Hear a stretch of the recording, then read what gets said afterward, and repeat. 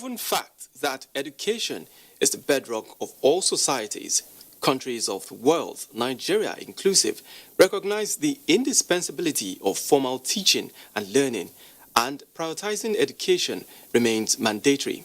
Today, September 8, being World Literacy Day, calls to question the changes that have altered this sector on a global scale. It is for this reason that UNESCO decided on the theme literacy, teaching and learning in the COVID-19 crisis and beyond. Our outlook on Panorama, coming to you live from the NTA Lagos Network Center, is dedicated to this ongoing discourse. I am Dotsun Ugmiemi. Welcome on board.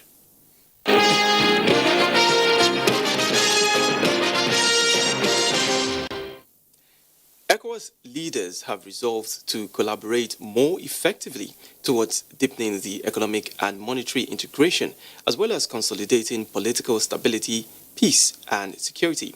Taking this position at the end of an extraordinary summit in Niger Republic, leaders expressed gratitude to President Muhammadu Buhari for providing in the coordinated strategic response to fight against COVID-19 in the sub-region. State House correspondent Adamu Sambo has the details.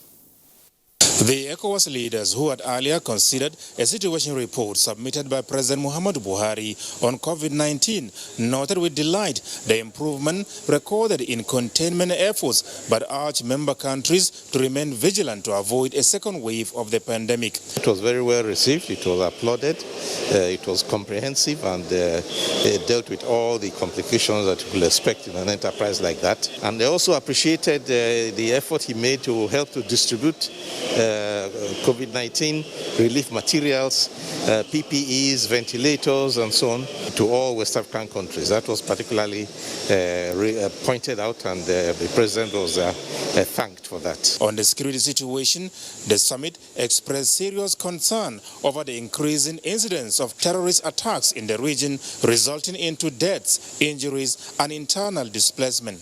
There is a peace fund for the sub-region to be more self-reliant in the fight against terrorism, and they want to raise over $1 billion for that peace fund.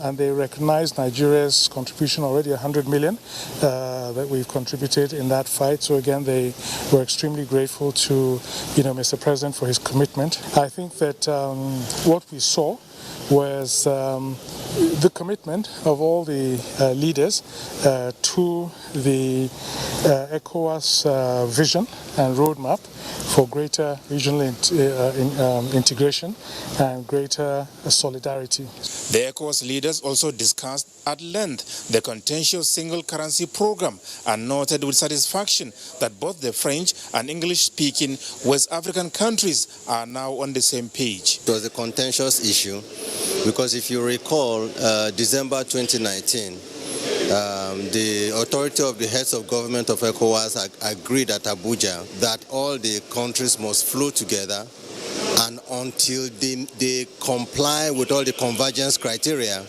that no country can be allowed to migrate into the ECO currency. But unfortunately, what happened was that on the same day as the ECOWAS meeting was ending in December 2019, President Ouattara went ahead to say that the Francophone were migrating by June 2020 under different conditions that were set by the heads of government.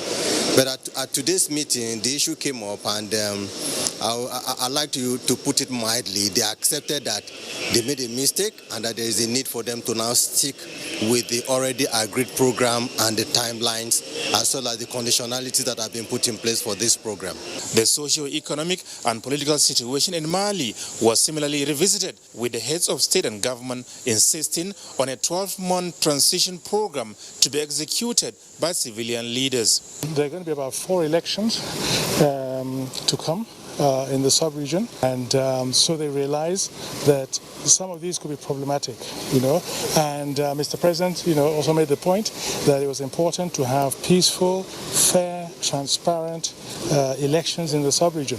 We've seen how in Mali now they've gone back to the old ways of coup d'etat, and so that we really have to be careful to maintain that reputation for which ECOWAS is known, stable political environment. Meanwhile, President Nana Akufo-Addo of the Republic of Ghana was elected as the new ECOWAS chairman, while the candidature of Nigeria's Ngozi Okonjo-Iweala has been endorsed for election as Director General of the World Trade Organization. President Muhammadu Buhari has since returned to Abuja. Adamu Sambu, NTA News. Students in the global community have been out of the classroom for months following the advent of COVID-19 pandemic. This has resulted in many nations adopting safety measures against the virus. Hawal Yusuf Jibo gives us an insight into what the new normal with regards to formal education is all about. It is a known fact that a nation cannot develop beyond the level of its literacy, as learning is essential for social and human development. It bequeaths individuals with the requisite skills for specialization and empowerment. However, with the devastating effects of the COVID-19 pandemic on education globally, literacy is being threatened. Thus, the theme for this year's World Literacy Day is aptly tagged, Literacy, Teaching and Learning in the COVID-19 Crisis. Teaching and learning are now governed by a different set of rules. The most fundamental is that we must adopt new and innovative ways of promoting literacy at all levels of society. By this I mean, in particular, we must go digital and embrace the IT revolution. This calls for massive investments in infrastructure and software, hardware and software. We need to equip our young learners with all the necessary computer facilities they need, and thought may be given to liberalizing the import of IT-related infrastructure. Winner Friday is a secondary school graduate who dreams of being a student in one of the tertiary institutions in Nigeria. Going to lectures, meeting my lecturers, having classes and all that. Like, I just can't wait. I hope this ends soon so schools can resume and I can also go to school. Educationists believe that the bottlenecks caused by the pandemic will not truncate Nigeria's quest for full literacy. Teachers and educational administrators should be involved on-the-job training so that they should be able to tackle this issue as the schools are about to be opened. Our service providers, they need to be overdoing, because majority of what we are doing, what we are paying for, we are paying for render services. You recharge, you are talking, you will not hear, you put on your data, it will just be rolling, and it be taking up your data. World Literacy Day was declared in 1965 by UNESCO to highlight the importance of literacy to individuals, communities, and societies at large. In Lagos, Hawal Yusuf Jibo, NTA News. Joining us to discuss literacy in a COVID-19 world is Dr. Yakubu Mandafia John, a lecturer from the University of Bradford, United Kingdom. Thank you for joining us on the program. Thank you for having me. All right, now my very first question to you is, how would you define the new normal in teaching and learning? Well, thank you for that question. They call it the new normal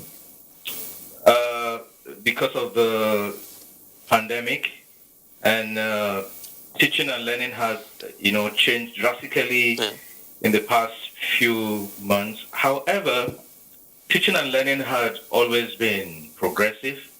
It's just that it became sudden in the past few months when the lockdown started.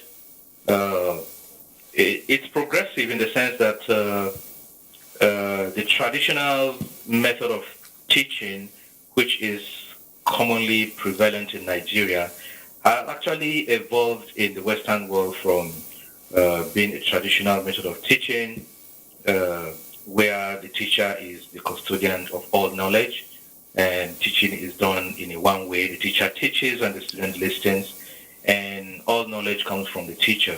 But in the Western world, learning and teaching have been a progressive venture. It has progressed from the traditional methods to the student-centered learning. And there are various ways of learning, except for my country, Nigeria, where we're still in that form of the traditional learning. However, the new normal, like they call it, has created a new approach to learning. And I think it is time for my country, Nigeria, to begin to take advantage of what the situation is. Usually when there are challenges, it is good to respond accordingly so that you are on top of the challenge. Well, it is the new normal. Now, you just gave us a practical example of what applies in the Western world and what we currently have in Nigeria. How effective has this been? Is there a measurement criteria where we can use to understand how effective this online teaching has been in Nigeria in the past couple of months? And how has the effect been in the Western world? Well, thank you for that question. It's online teaching is not a new thing. It's been there for many years. And even in Nigeria, we have that online approach, particularly when you look at the open universities, they've had online teaching. Yeah. In the few months gone by, my understanding of the online teaching in the Western world, especially during the pandemic, has been quite effective. One of the ways to measure is to look at student feedback. And here in the UK, immediately the shutdown started,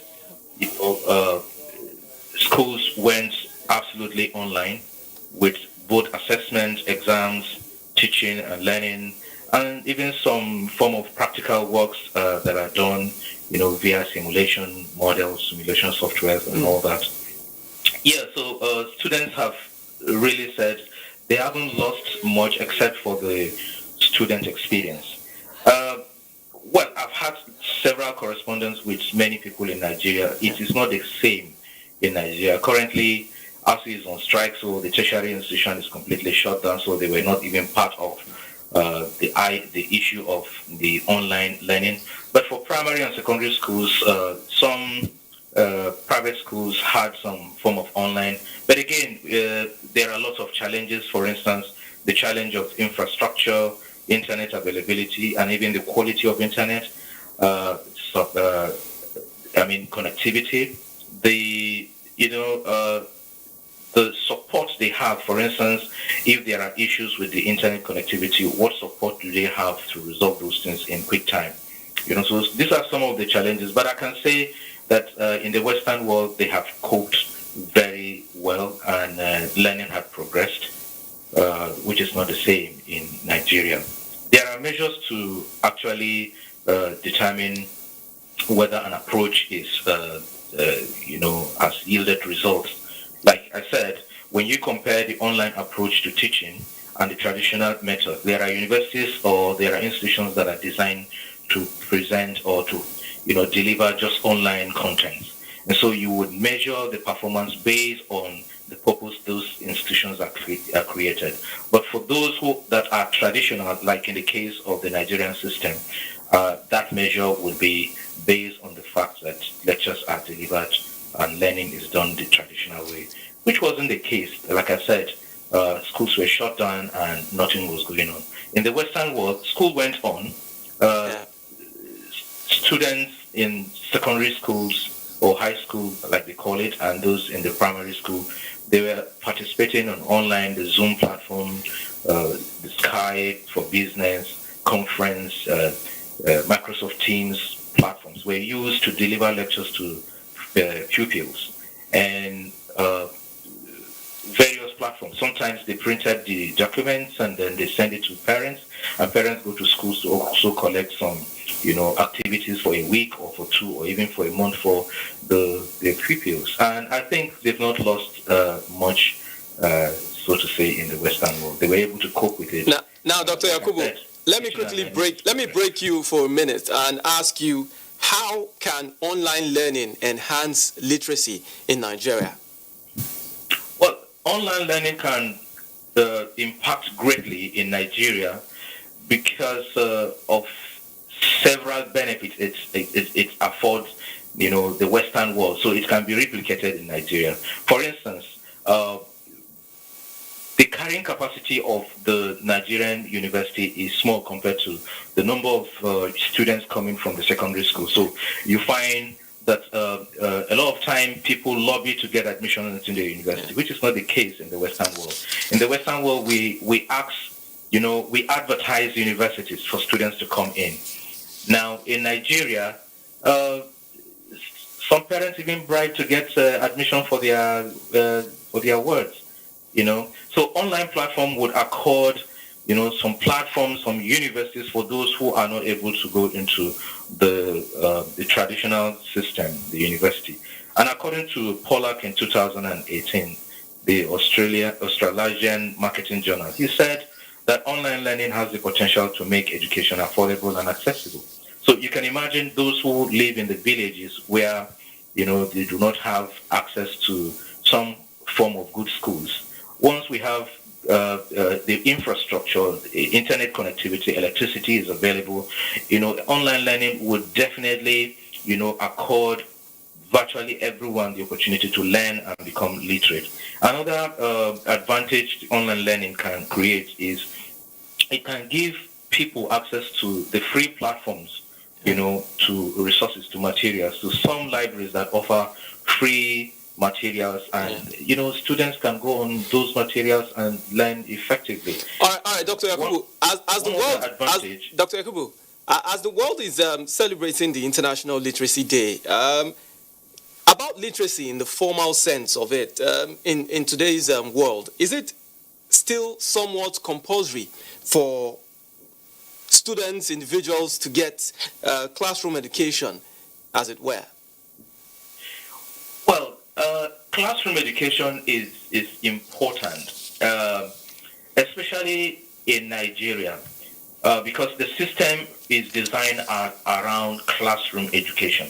Now, if you got your education outside the classroom, how do you progress into the jobs? Nigeria is basically a certification-driven society. Okay. So classroom education is important where you get certificates. Now, not to undermine informal education. Informal education is as key as the formal education. But we have a system that do not really reward the informal aspect of it. Infrastructure is also not there for people who toe the line of the informal platforms and to develop themselves. For instance, those who acquire skills. I give you an example of one who is a welder, for instance, who went to learn, how to weld. Now, electricity is not there. How can he weld? You can't weld without electricity. The gas is expensive. You can't weld even if you're going to use the oxyacetylene kind of welding. So it's challenging. Most of the workforce in Nigeria are certificate driven. So classroom education in Nigeria, it is. In the Western world, it may not be the same. All right. So I think classroom education may not be compulsory in that sense, but it is necessary in a system like Nigeria. All right. Thank you so much, Dr. Yakubu Madafia John, lecturer, University of Bradford, United Kingdom. Thank you for your thoughts and insights today on the program. Thank you for having me. Have a great time. And you're still watching Panorama, coming to you from the Lagos Network Center. Let's now take a break. More reports when we return. Slavery is an evil practice abolished all over the world over 200 years ago. But today, human traffickers are selling human beings as slaves in Africa. It is your responsibility to make sure that you and the people you know do not fall into slavery. Don't believe fake promises of jobs abroad.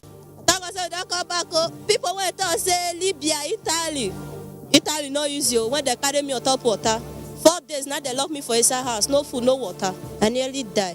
Now God, when me heaven and earth, now save me. If you get 1 naira for Nigeria, you get junior one, you say you no get papa, you no get mama, that make you come out. I beg go they do farm work. You better pass person when enter road. Don't accept to travel to Europe through the Sahara Desert. You may be walking into slavery.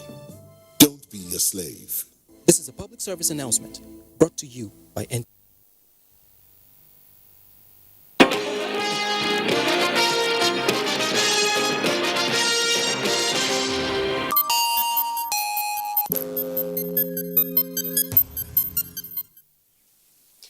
Glad to have you back. The Nigeria Center for Disease Control has confirmed 155 new cases of coronavirus in the country as at the 7th of September, bringing the total number of confirmed cases to 55,160. The new cases were recorded in 15 states and the FCT. The breakdown shows that Lagos recorded the daily highest with 42 new cases, followed by Plateau with 25, Rivers 16, Ebonyi 10, Abia, Ogun and the FCT have 9 cases each. Osun has 7, Katsina and Kaduna have 6 each. Ekiti and Taraba have 4 cases each, while Edo has 3.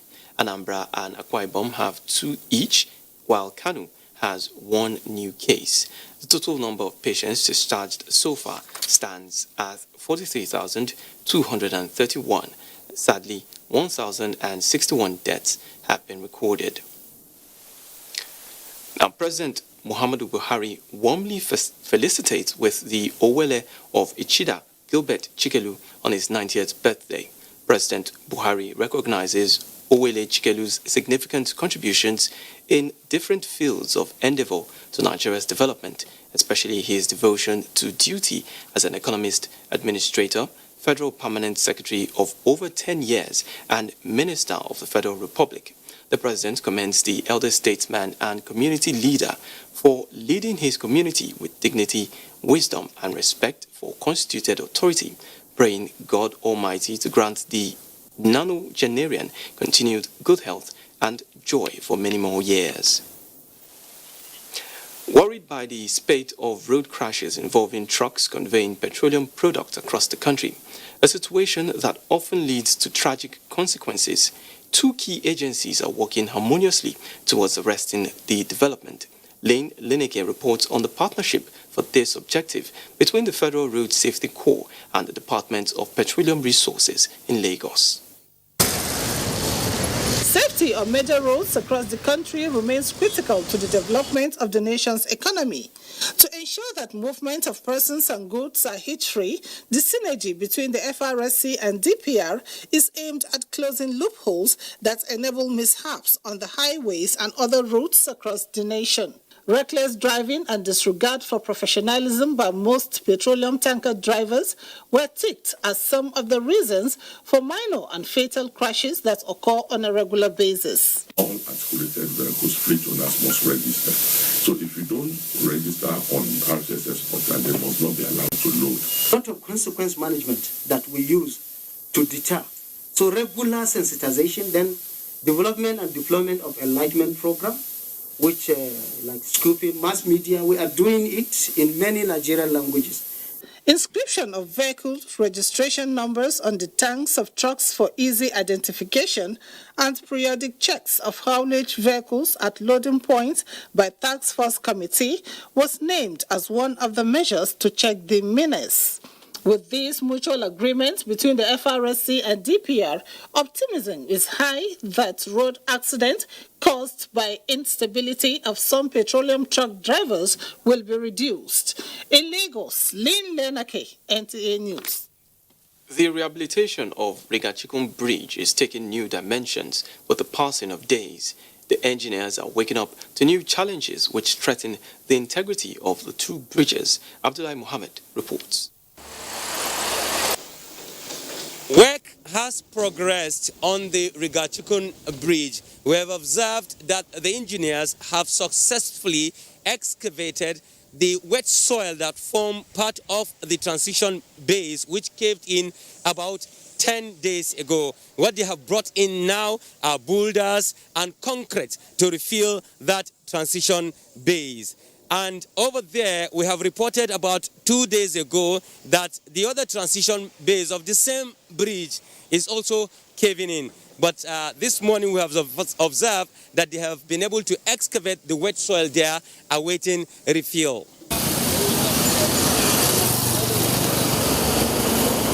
What remains mind-boggling lies on the bridge, which carries the traffic while the other one is closed for repairs. Its transition base is under threat. More worrisome, it's that its integrity is shaken and it is beginning to collapse. The engineers have carried out repair work on the transition base of the only bridge that carries the traffic for now. But unfortunately, this morning, it has also given way. In Kaduna, Abdullah Muhammad, NTA News. Up next is Sports Update. Football activities and other team sports can resume behind closed doors, but the Federal